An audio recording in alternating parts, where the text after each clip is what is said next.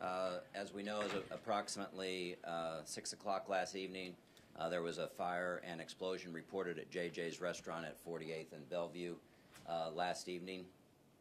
Fire crews responded to the scene and found the building fully engulfed.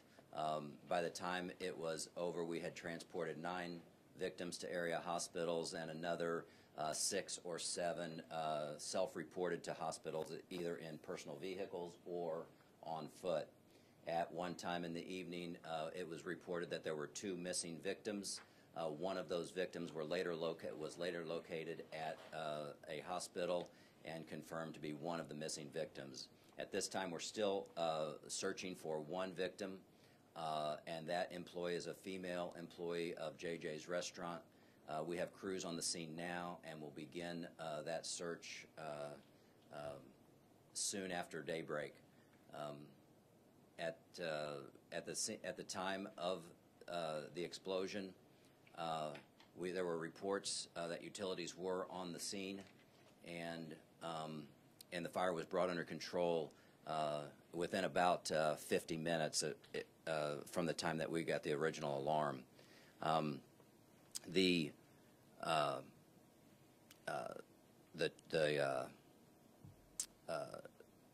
There were about 12 ambulances on the scene. It raised to a 4th alarm level, and part of that alarm was used to check the other buildings in the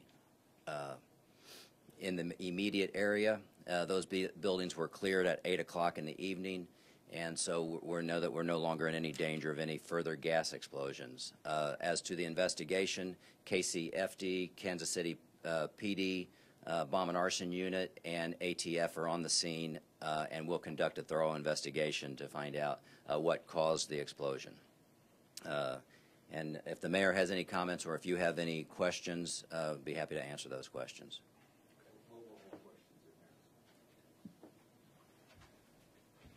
Well, first, the chief laid out accurately the timeline and the factual scenario.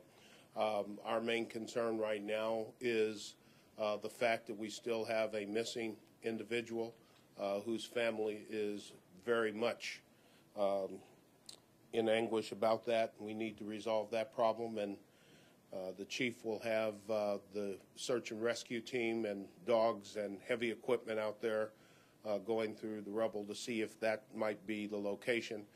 There is hopefully some hope in light of the fact that last night there were 2 and we found 1, and perhaps there's a chance that we might find the other, but we're taking all the steps necessary to do everything possible to locate the person who was there at the scene. Secondly, the fire department behaved in the way that you would expect this fire department to behave. I think they were called at about 6:04 p.m. and arrived on the scene approximately 4 to 5 minutes thereafter and got the situation under control. The police department arrived and handled their responsibilities admirably, kept people away from the scene, blocked off the area so that nobody could wander into the area accidentally. The medical people were there rendering first aid, getting people to hospitals, triaging people on the site. Everything worked the way that it was supposed to work in terms of our public safety and first responders. They did an outstanding job. But the thing right now that we're most concerned about are the people who are injured at the various hospitals and the one person who we have not yet been able to locate. We've been in contact with Jimmy Francais, the owner of JJ's. His first concern was not the building or the restaurant or the 27 years he had been in business, but the people who worked in that business with him for a number of years and their safety. He was out of town and was heading back into town when we first talked to him. Other than that, the investigation is still going on. It is important that we do as much as possible today in light of the weather that's coming in, which will make it extremely difficult after that. So we have a short window of time to do a lot of work. And I just want to let everybody know that the fire department, police department, medical folks, Red Cross has been outstanding, and we had a number of people around the city volunteering help and services last night for those in need, which basically just shows that Kansas City is truly a city that cares and works together when these types of unfortunate events occur. Other than that, if you have some questions for the chief or me, we'll be happy to try to answer them. Chief, Mayor, you mentioned that search and rescue crews are going to be out there this morning, as well as dogs. What is happening right now as we speak on the scene? There is still some search and rescue going on, but the problem is that the debris that is on the scene is too heavy for individuals. We have to get some heavy equipment in to move it, and that's not something that you do willy-nilly in the middle of the night in the dark. You can do more damage with heavy equipment than you might think. So we're waiting for some light, but there have been the search and rescue dogs, the cadaver dogs were there for 3 hours last night, correct, Chief? And did not get a hit. They'll be back today after some of the debris has been moved. Chief, can you talk about people in the area had smelled some gas hours before, but there had been no evacuation? Can you kind of talk about what led up to the explosion? Earlier in the evening, at approximately 5:15 in the evening, we were called for a construction worker that had struck a gas line. We arrived on the scene there, conferred with Missouri Gas Energy at the time, and then we left the scene in their hands. So then 45 minutes later, approximately 50 minutes later, is when the gas explosion occurred, or the explosion occurred. Again, I correct myself about the gas explosion, because at this time that part is still under investigation, but the explosion occurred. Where was the gas leak? Again, that part is unknown. It's certainly unknown to me at this time.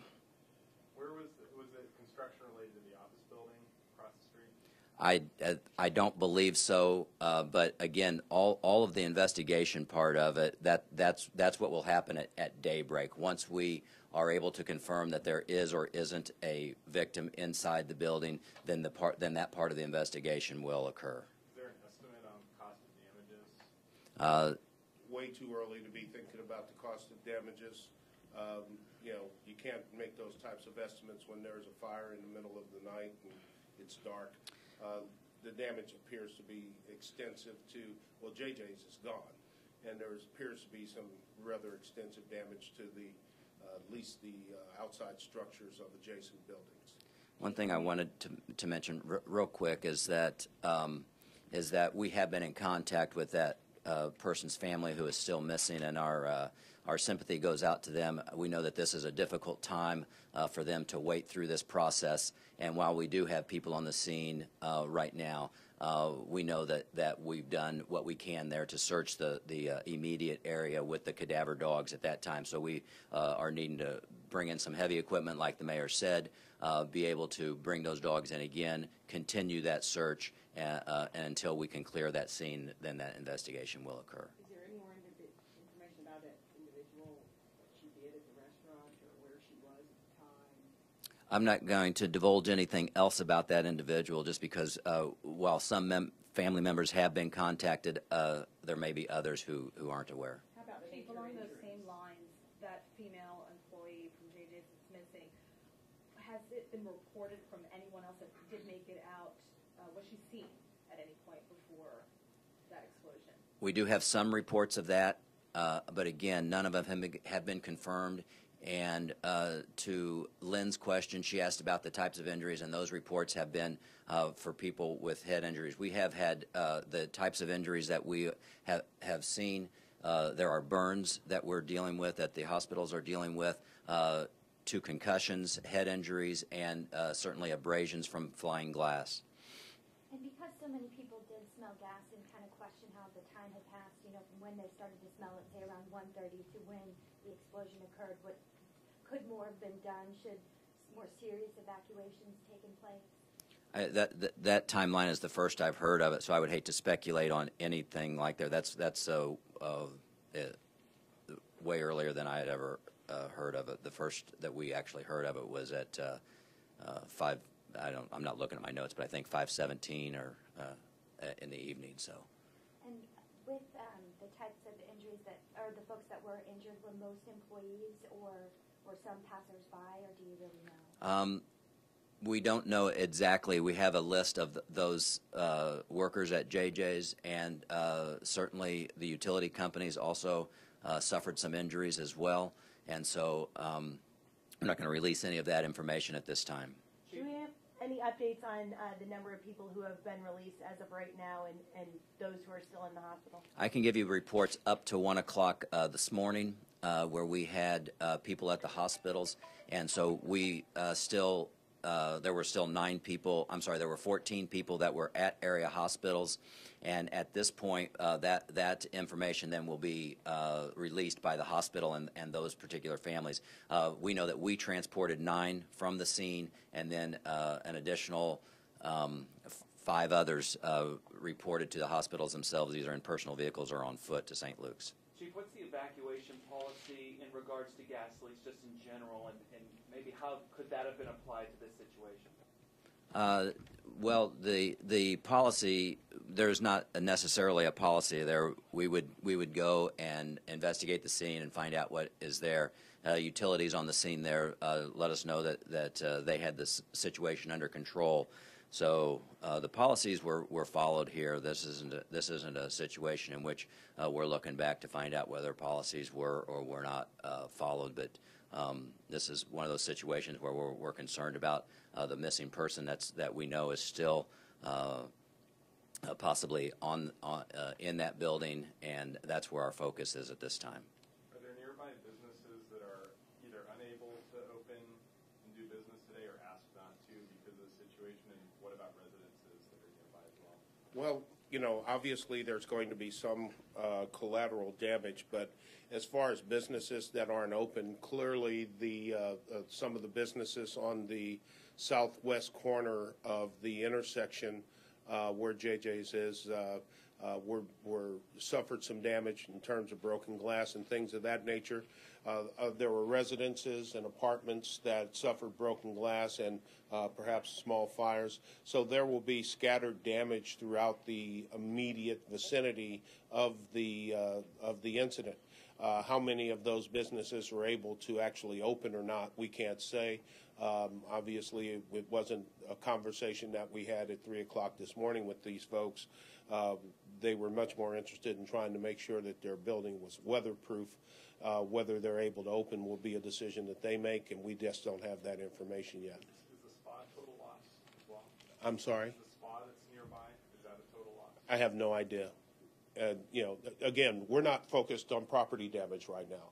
You know, everything that's been done at this point was directed towards putting out a fire, protecting human life, getting people to the hospital, trying to find 2 people at one point in time who were missing, one of which was found, another of which isn't. Search and rescue was on the scene, pulling up rubble, trying to find this person for 3 hours last night with cadaver dogs. The last thing that we were concerned about at that time, other than protecting property to make sure that there was no additional loss of life, was how much it cost or whether or not a business was going to be able to open. We have to keep the perspective here on people first, buildings second. And right now we're still in the people phase.